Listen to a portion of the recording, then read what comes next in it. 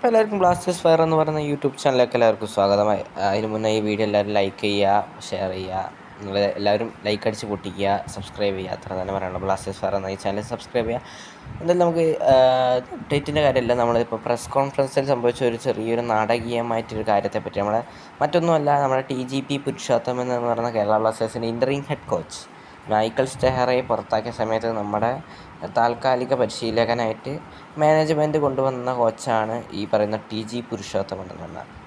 എന്നാൽ പുള്ളി അത്യാവശ്യം രീതിയിൽ തന്നെ ടീമിനെ കഴിയുന്നതൊക്കെ രീതിയിലൊക്കെ നടത്തി എന്ന് തന്നെ പറയേണ്ടി വരും. പക്ഷേ പ്ലേ ഓഫ് കയറാൻ പറ്റില്ല, അത് വേറൊരു കാര്യമാണ്, അത് മൈനസ് പോയിൻ്റാണ്. പക്ഷേ അത് അദ്ദേഹത്തിൻ്റെ കുറ്റമാണെന്ന് 100% നമുക്ക് ഒരിക്കലും പറയാൻ കഴിയില്ല. കാരണം അദ്ദേഹം എല്ലാ ഫോട്ടോ ഇട്ടിട്ടുണ്ടായിരുന്നു. TGP പുരുഷോത്തമൻ എന്ന് പറഞ്ഞ ഈ കോച്ച് എന്തായാലും ആൾ നല്ലതാണ്. പക്ഷേ ഇന്ന് നമ്മൾ പ്രസ് കോൺഫറൻസിൽ പറഞ്ഞൊരു കാര്യത്തെ പറ്റിയിട്ടാണ് പറഞ്ഞത്. സോ കുറച്ച് മീഡിയക്കാർ മാത്രമാണ് അദ്ദേഹത്തിൻ്റെ പ്രസ് കോൺഫറൻസ് അറ്റൻഡ് ചെയ്യാൻ വന്നിട്ടുണ്ടായിരുന്നുള്ളത്. മാത്രമല്ല അത് വെറും 5 മിനിറ്റ് മാത്രം നീണ്ടു നിന്ന ഒരു പ്രസ് കോൺഫറൻസ് ആയിരുന്നു.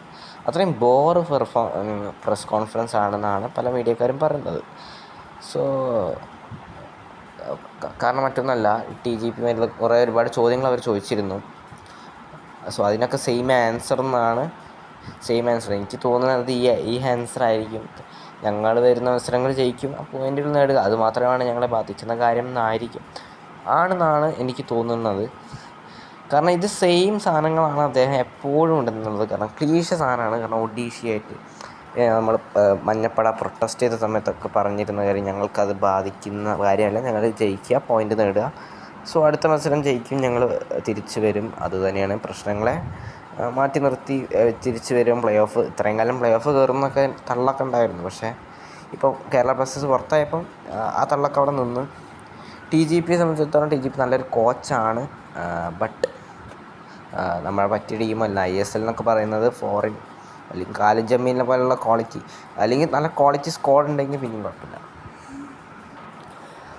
സോ ഇദ്ദേഹത്തെ സംബന്ധിച്ചിടത്തോളം ഇദ്ദേഹം നല്ലൊരു കോച്ചൊക്കെ തന്നെ. ബട്ട് ഈ ചെയ്ത് ഭയങ്കര തെണ്ടിത്തരായിപ്പോയി. കാരണം എന്താ പറയുക, ചോദിച്ച ചോദ്യങ്ങൾക്ക് ഉത്തരം എന്തൊക്കെയൊക്കെ പറഞ്ഞുവിടുന്ന അത് ഒരുമാതിരി തന്നെയാണ്. കാരണം പിന്നെ അധികം മീഡിയക്കാരൊന്നും അറ്റൻഡ് ചെയ്തിട്ടില്ല. അത് എന്തായാലും ഇതാണ് ചർച്ച ചെയ്യുന്നത്. മുംബൈ സിറ്റിയുമായി കേരള ബ്ലാസ്റ്റേഴ്സിന് മുന്നിലുള്ള പ്രീ മാച്ച് കോൺഫറൻസിലാണ് ഇങ്ങനെയൊരു കാര്യം ചർച്ച ചെയ്യുന്നത്. സോ വേറൊന്നുമില്ല.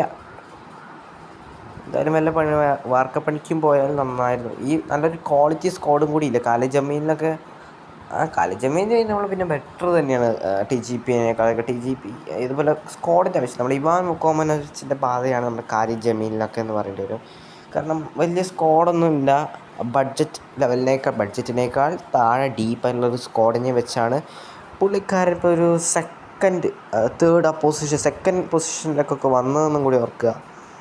സോ മൈക്കൽ സ്റ്റെഹറയെ പലരും കുറ്റം പറയണ്ടെന്നൊക്കെ പറയുന്നുണ്ട്. സോ മൈക്കൽ സ്റ്റെഹറയ്ക്ക് ഒരു പേഴ്സണൽ ഹെയ്റ്റും ഇല്ല. പക്ഷേ മൈക്കൽ സ്റ്റെഹറയ്ക്ക് ഇത്രത്തോളം സ്കോഡ് കുറച്ച്, നമ്മളിപ്പം ഇവാൻ മുക്കോമനോവിച്ചിൻ്റെ കാര്യത്തിലൊക്കെ നോക്കുകയാണെങ്കിൽ അദ്ദേഹത്തിന് വലിയ സ്കോഡൊന്നും ഇല്ലായിരുന്നു കഴിഞ്ഞ സീസൺ. പിന്നെ അതിന് മുന്നത്തെ സീസണിൽ നമ്മളിപ്പോൾ 2021-22 പറയുകയാണെങ്കിലും ബയോ ബബിളിൽ നിന്ന് നടന്ന സീസണ് അത്യാവശ്യം നല്ല അൽവാരോ ഡയാസ് പെരേര, ലൂണ എന്നീ താരങ്ങളൊക്കെ ഉണ്ടായിരുന്ന ആ സീസണ് നല്ലതെന്നൊക്കെ പറയാമെങ്കിലും അന്ന് കൊറോണ കാരണം 50% ടീമിനും കോവിഡ് പിടിച്ചിരുന്ന സമയത്ത് പോലും മത്സരങ്ങൾ ജയിച്ച് നമ്മളെ മുന്നോട്ട് നയിച്ച് ഫൈനൽ വരെ കൊണ്ടെത്തിച്ചതാണ് നമ്മുടെ ഇവാൻ മുക്കോമനോവിച്ച് എന്ന് പറഞ്ഞ കോച്ച്.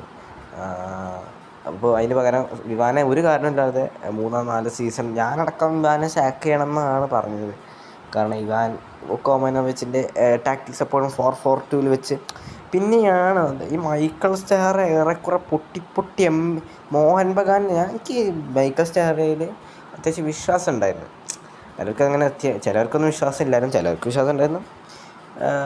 ഒരു ഓവർ ഹൈപ്പ് മാതിരി സാധനം ഉണ്ടാവും അദ്ദേഹത്തിന് ട്രോഫി നേടി വരാം. പക്ഷേ അദ്ദേഹത്തിൻ്റെ പ്രീവിയസ് ഹിസ്റ്ററി നോക്കിയപ്പോഴാണ് അദ്ദേഹം ഒരു ഫ്ലോപ്പ് കോച്ച്. ഏഷ്യയിലൊക്കെ ഭയങ്കര വിന്നിങ് പെർസെൻറ്റേജ് കുറഞ്ഞൊരു കോച്ച്. ഇങ്ങനെയൊരു ആളെയാണോ നമ്മളിപ്പം ഇവാൻ മുക്കോമനോവിച്ചിനൊക്കെ എന്താ പറയുക പകരക്കാരനായി കൊണ്ടുവരേണ്ടതെന്നാണ്. സോ ഇവാൻ മുക്കോമനോവിച്ചിനെ സാക്ക് ചെയ്ത ആ സമയത്ത് നമ്മുടെ കരോളിസ് കിങ്സ്, നമ്മുടെ സ്പോർട്ടിംഗ് ഡയറക്ടർ പറഞ്ഞത് ഞങ്ങൾ Kerala Blasters something new try ചെയ്യാൻ പോകുന്നു എന്നാണ്. It's A failure. അതിനുശേഷം എന്താ നമുക്ക് എല്ലാവർക്കും അറിയാം. അദ്ദേഹം ഇപ്പം അടുത്താണ് അതൊക്കെ വന്ന് പറയുന്നത്. നല്ല മോന്തൊക്കെ കിട്ടാത്തതിൻ്റെ സൂക്കേടാണെന്ന് തന്നെ പറയേണ്ടി വരും. കാരണം ആരെയാണ് ആർക്ക് പകരമാണ് വന്നതെന്നാണ്.